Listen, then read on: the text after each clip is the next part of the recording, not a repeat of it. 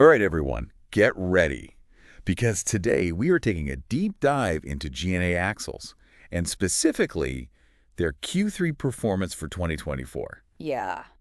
We've got all sorts of reports and press releases here, and let me tell you, the numbers, well, they're painting a pretty interesting picture. Uh-huh. But here's the thing, it really depends on how we look at them. Right. Like we could look at the numbers year on year, so comparing December 2023 to December 2024, or we can go quarter on quarter, just focusing on September to December of 2024. Exactly. And that's kind of where things get fascinating. Yeah. When you look at their performance over the whole year, GNA Axles, well, they're doing great, like really impressive growth. Yeah, they're really humming along. But then you zoom in, you just look at that last quarter, and things start to get a little shaky. Right. We're seeing some dips, and not just little dips, in some pretty important areas. Yeah. So that's what we're going to unpack today. Why the different pictures? Exactly. That's our mission. What's driving these trends? Is it something to worry about, or is it just a little blip on the radar? Big questions. So let's start broad, big picture, that year-on-year performance, comparing all of 2023 to all of 2024. Where do we even begin? Well, I think the first place to look is always net profit. That tells you how much money they actually made after all the expenses are paid. Right. Bottom line. Yeah. Exactly. And in this case, their net profit, well, it's up almost 13%. Yeah. Like they ended up with a cool Rs 25.36 crore, which Not bad at all. pretty good. Especially when you consider how tough things have been economically. Exactly. Everyone's been talking about the pressures, the slowdowns, all that. So for them to pull this off, it's a pretty good sign. It really is. It shows they've got some smart strategies in place, something that's helping them navigate all the choppy waters and still come out ahead. Totally. And it's not just the profit that's looking good. Right. Their revenue from operations, that's the money coming in from their core business, that also jumped up a healthy 5% or so. Yeah, over ours, 375 crore. 375.06 crore to be exact. Impressive. It is. And even their PBT, profit before tax, that's up to almost 9%, landing at 34.81 crore. So overall, 2024 was a pretty good year for GNA Axles. It seems like they were on a roll. Yeah, but then, well, here's where we hit that plot twist. Yeah, the puzzle starts to come together. We switch over to that quarter-on-quarter view, just September to December of 2024, and suddenly we're not seeing those upward trends anymore. Right, we're seeing the opposite. Dips. Some pretty significant drops, actually. Yeah, that net profit we were just celebrating, well, it went down about 10.5% compared to the previous quarter. Yeah, down to 25.36 crore. Still good, but not as good. Right. And the revenue, that slid down to about 3.22%, landing at 37,506 crore. So less money coming in. Yeah. But the real shocker, the one that really makes you go, is their PBT. That took a nosedive, like a nearly 33% drop down to 34.81 crore. Now, a drop that big, that's got to raise some questions. Right, like what happened in those last few months of 2024 that caused things to shift so dramatically? It makes you wonder if something changed in the way they operate, or if maybe something happened in the market that hit them hard. And here's another piece of the puzzle. You ready for this? Hit me with it. Even though their profit and revenue were down that last quarter, their total expenses, they actually went up. Like up 1.5% to 340.79 crore. So not only are they making less money, but they're also spending more. Exactly. Which, well, that definitely needs a closer look. It does. So we've got this contrast. The whole year looks good, strong growth, but then the last quarter, things take a dip. And to make things even more complicated, they're spending more while making less. So how do we make sense of all of this? Well, first, I think it's important to remember that the numbers we're looking at, they're all unaudited. Think of it kind of like a rough draft. The main story's there, but some of the details might change once everything's finalized. So we need to take these numbers with, like a grain of salt, knowing they might shift a little once the final audited reports come out. Exactly, but even with these preliminary figures, there's still a lot we can learn. Okay, so unaudited. Got it.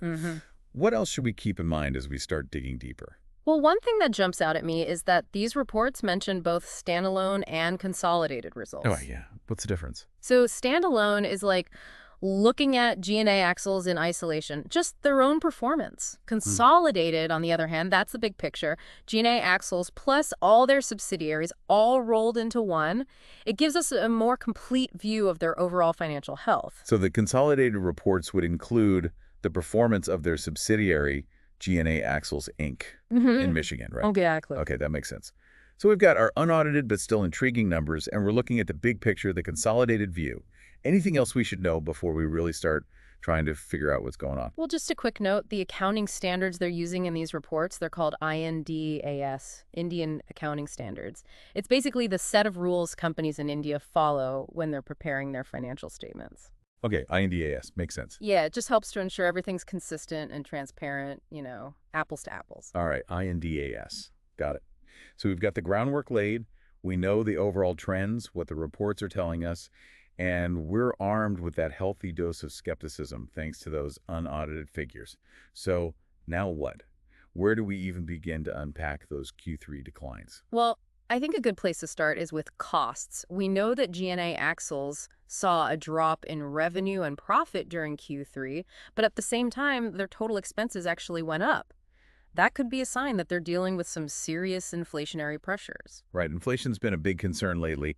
And for a company like GNA Axles, a company that relies on raw materials and energy to make their products, well, those rising costs can really eat into their profits. Absolutely. Raw materials, energy, logistics, it all adds up. And if a company can't pass those increased costs onto their customers, their profits are going to suffer. Right, that's a tough spot to be in. So rising costs, definitely something to consider. Definitely on the table. So rising costs are definitely one possible explanation for those Q3 dips. But I have a feeling there's more to it than just that, right?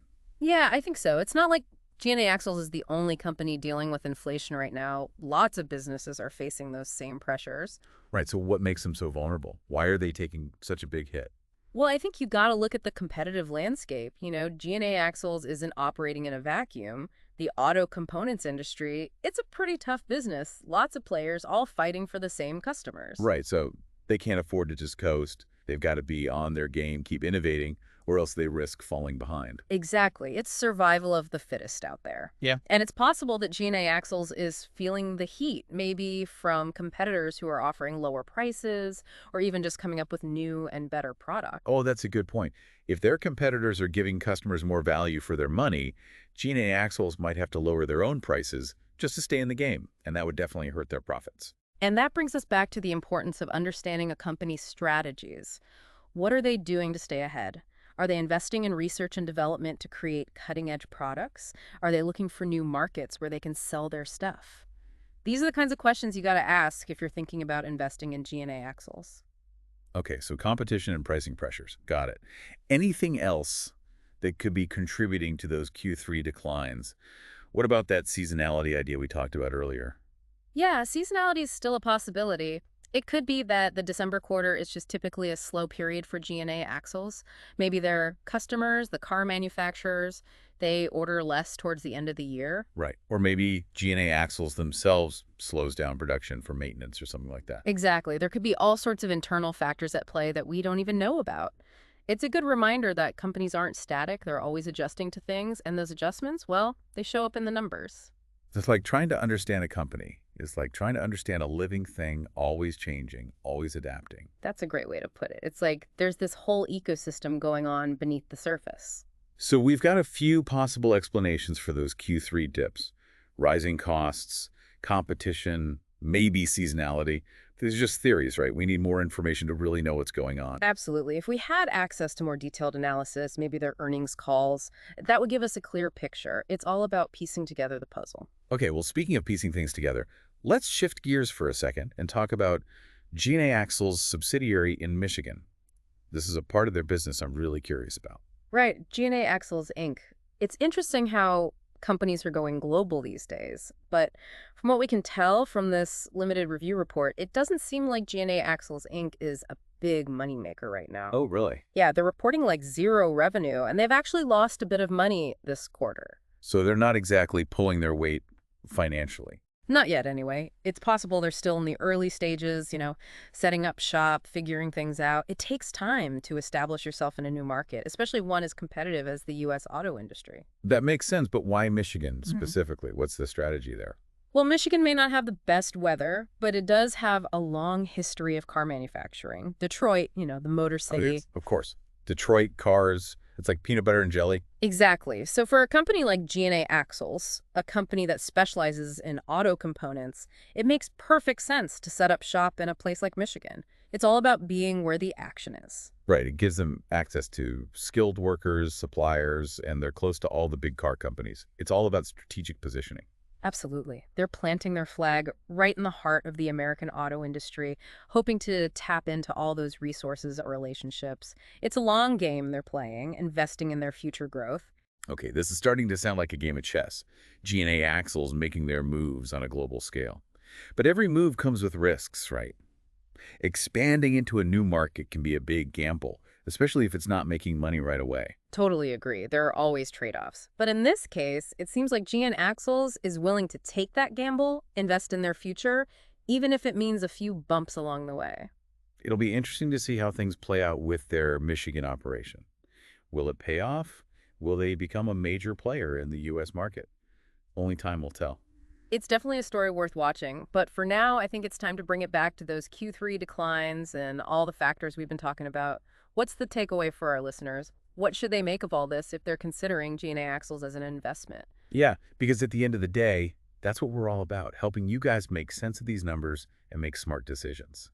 Exactly. And I think the biggest lesson here is that you can't judge a company based on one quarter's results, even if they're not so great. You got to look at the long-term trends, the industry as a whole, and all those unique factors that might be influencing things. So in GNA Axles' case, they've had a good year overall, strong growth, which means they're doing a lot of things right.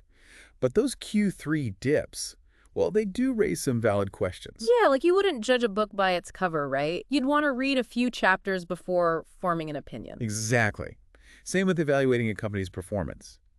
Don't just look at one data point, dig deeper, look for patterns, and ask yourself, what's the story these numbers are telling? That's the key. Look for the story. So what should our listeners do if they want to learn more about GNA Axles? Should they be worried about those Q3 dips or just chalk it up as a minor setback? I wouldn't panic just yet. It's not like a 5-alarm fire, but it's definitely something to keep an eye on. Do your research, try to understand why those declines happened, and see if the company's management addresses those concerns in their communications. Remember, we're only working with a limited amount of information here. Right, there's always more to the story. And sometimes the things that aren't being said can be the most telling. Now you're talking. And speaking of things that aren't being said, there's one detail we haven't mentioned yet. Remember those unaudited figures we talked about? Well, there's a date attached to them. Oh, yeah. January 10th, 2025. The same day as that board meeting where these results were discussed and approved. That's interesting. Yeah, it's a little strange, isn't it? Why release unaudited numbers on the same day as the board meeting? Wouldn't it make more sense to wait till the auditors have finished their review? It is a bit odd. It's like, here's a sneak peek, but don't worry, we already gave the thumbs up. Yeah, it's like, where's the suspense? Did the board really have enough time to thoroughly review everything before giving their approval? It does make you wonder if maybe they were rushing things a bit, maybe to try to control the narrative. All right, listeners, this just got a whole lot more intriguing.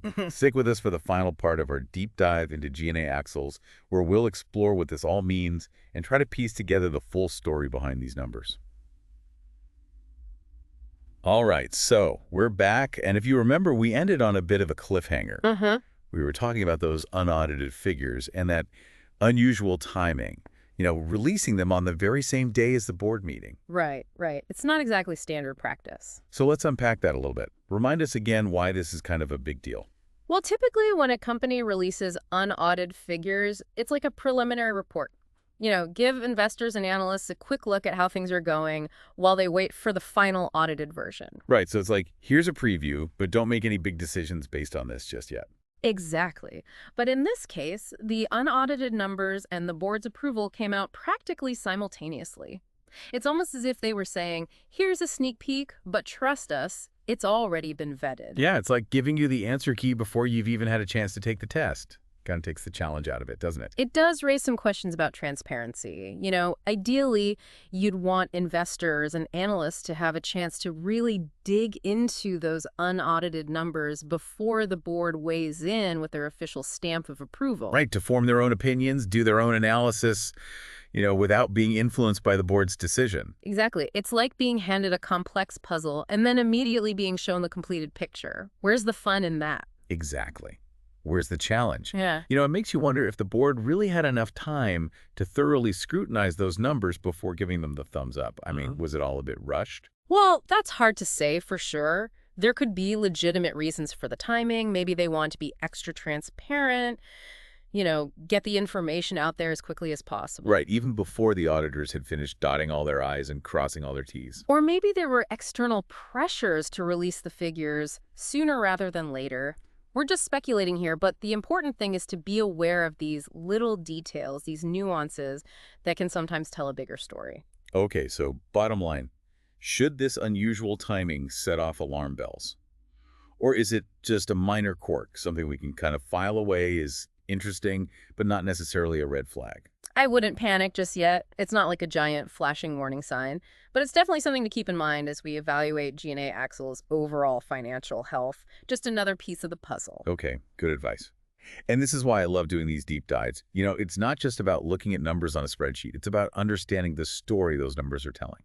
The motivations, the challenges, the strategies, all that stuff happening behind the scenes. Absolutely. It's like being a financial detective. And on that note, I think it's time to wrap up our GNA Axles adventure. We've covered a lot of ground today, from year-on-year growth to those quarter-on-quarter declines, from rising costs to their expansion into the U.S. market, and even that curious timing of those unaudited figures. It's been quite a journey. But I think the biggest takeaway for our listeners is the importance of digging deeper, looking beyond the headlines, and really trying to understand the context behind the numbers. Remember, a single quarter's results, even if they're not great, don't necessarily tell the whole story. Look at the long-term trends, the industry landscape, the company's overall strategy. And don't be afraid to ask questions. If something seems off, dig a little deeper. That's great advice. Thanks for joining us on this deep dive. Yeah, it's been fun. And we'll see you next time for another exciting adventure into the world of numbers and insights.